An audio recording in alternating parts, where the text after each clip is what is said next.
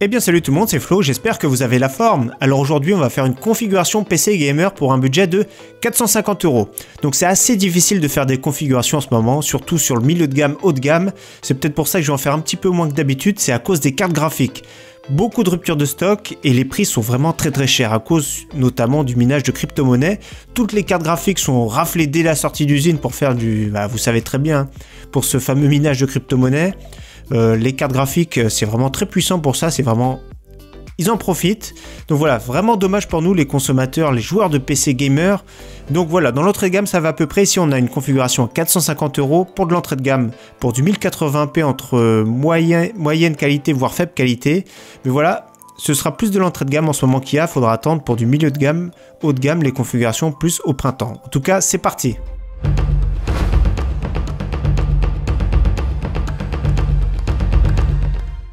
Alors on commence par le processeur, donc le meilleur rapport qualité-prix dans l'entrée de gamme, c'est le Pentium, donc un dual-core, le G4560. Donc on le retrouve pas partout, c'est un dual-core avec 4 threads, donc Windows va le reconnaître comme si c'était un quad-core. Donc ici, un très bon processeur cadencé à 3,5 qui fait vraiment le travail en jeu. Faites attention, Pentium, le nom Pentium peut paraître bas de gamme, mais pour du jeu d'entrée de gamme, pour ce type de configuration, c'est vraiment excellent. Donc 60 € avec une livraison, donc 65 €. Si vous décidiez de prendre celui qui est envoyé par Amazon, c'est 70 €. Donc on le retrouve pas partout, attention celui-ci. Pourtant, il est vraiment excellent, il va revenir avec la 8e génération, il va s'appeler les Pentium G5000 et quelques. Et ça, ce sera pareil sur l'entrée de gamme à conseiller. Donc ici, un excellent processeur. Pour du gaming, c'est vraiment très bien. Donc pour l'accompagner, une très bonne carte mère. Donc voilà, c'est du micro ATX bien sûr. Le budget, donc 63 €. Donc une chipset B250, pardon. Micro ATX, donc on peut mettre 2 barrettes de RAM. Voilà, on essaye de rester dans un budget cohérent au niveau de la carte mère. Ça sert à rien d'exploser le budget, donc 60 €, on arrive à trouver des cartes mères qui sont fiables, correctes, donc MSI. Il y a tout ce qu'il faut, attention, carte son, pas de carte Wi-Fi, on me le demande souvent, il n'y a pas de carte Wi-Fi. On peut trouver une carte PCI qu'on pourra mettre en bas, une carte PCI x4 Wi-Fi, ça existe, pour une quinzaine d'euros, ou alors une clé USB, mais moi je préfère les cartes PCI pour le Wi-Fi, pour ceux qui veulent. Donc voilà une petite carte mère, elle est jolie, franchement, elle est bien finie. Elle a tout ce qu'il faut, c'est du bon travail. Donc attention, 2 slots de RAM, mais je vais conseiller que 2 x 4 Go de RAM, parce qu'elle est vraiment très chère en ce moment. Si plus tard, vous comptiez garder cette configuration et la faire évoluer, donc ce que je conseille pas trop, en général, je préfère pour ce type de configuration le garder 2-3 ans, puis acheter une nouvelle configuration. Mais je vous conseille dans ces cas-là d'acheter qu'une seule barrette de RAM. Ici, on a un pack pas trop cher, 75 €, donc c'est la DDR4 2133. 8 Go, franchement, n'allez pas en dessous de 8 Go maintenant. En 2018, c'est 8 Go minimum. Donc voilà, pour le prix, ça vaut vraiment le coup parce que la RAM commence à se stabiliser, le prix. Donc ça va être très long à descendre le prix de la RAM, voire peut-être que ça descendra jamais. Mais voilà, les prix se stabilisent, donc déjà c'est une bonne nouvelle. Alors partie stockage, du grand classique, un disque dur d'1 Tera 7200 tours par minute, ici le Seagate Barracuda qui est vraiment très connu, donc 41 € à bon prix, on l'en trouve plus ou moins dans les 45 € en général, donc ici un bon prix ici chez Amazon.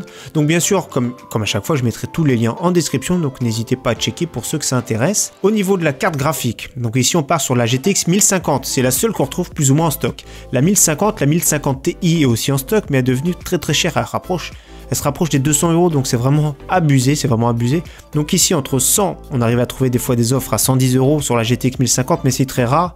En ce moment, c'est plus dans les 130 €, donc de marque Gigabyte, bien refroidi Gigabyte, qui fait du très bon travail, je trouve, sur les cartes graphiques. Même les cartes mères, maintenant, ont un excellent rapport qualité-prix. Donc voilà, double refroidissement, elle ne consomme très peu cette carte graphique, et comme je l'ai dit en début de vidéo, on peut jouer en 1080p avec cette carte graphique. C'est le ticket d'entrée pour du 1080p, entre faible pour les jeux plus gourmands bien sûr, à moyen voire élevé pour des jeux peu gourmands comme CSGO, Fortnite il va très bien passer en moyen pour plus de 60 fps. Voilà, c'est une très bonne carte graphique, c'est celle qu'on va recommander. La RX 560, il y a eu des petits soucis, donc il y a eu des versions castrées qui ont été mises sur le marché, c'est pour ça qu'en général, je ne la conseille plus du tout. Donc ici, j'ai trouvé un boîtier sympathique au look gaming, donc 33,99 € avec la livraison, vous voyez, le look vraiment gamer, c'est pour ça qu'il est vraiment sympathique, et on peut mettre deux ventilateurs de 12 cm sur la porte latérale. Il a une conception qui peut accueillir toutes les cartes mères, donc pas Extant ATX, pas les plus grosses, mais ATX, Micro ATX, Mini ATX.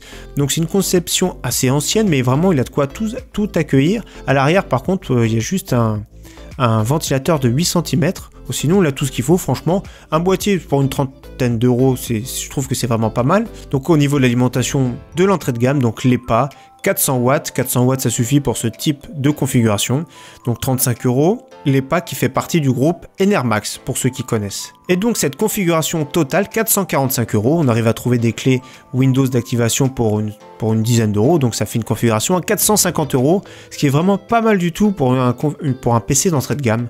Donc voilà, 450 euros, il ne montera plus qu'à le monter. C'est assez simple de le monter. J'avais fait une vidéo d'ailleurs, un tuto pour expliquer le montage d'un PC gamer. N'hésitez pas à regarder un petit tuto et franchement c'est assez sympa quand on procède par étapes. Alors la même configuration plus ou moins chez Top Achat, donc 493 euros. Alors faites attention, si vous décidez de commander chez Top Achat, donc je mets le lien également, souvent ici en haut, il y a des codes réduction, des fois moins 6% sur toute la configuration, donc ça peut valoir le coup.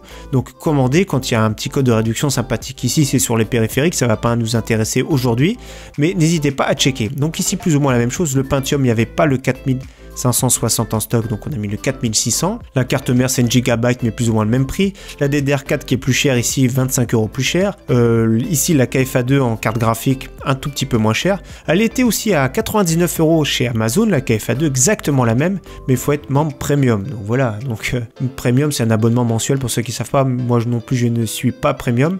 Donc voilà, ça peut être intéressant pour ceux qui commandent régulièrement chez Amazon.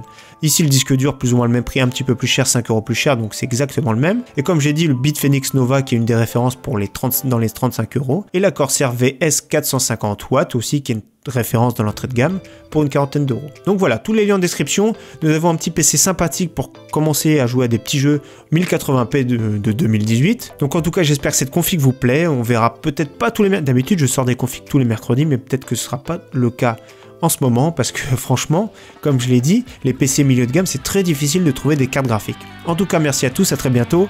Ciao, bye!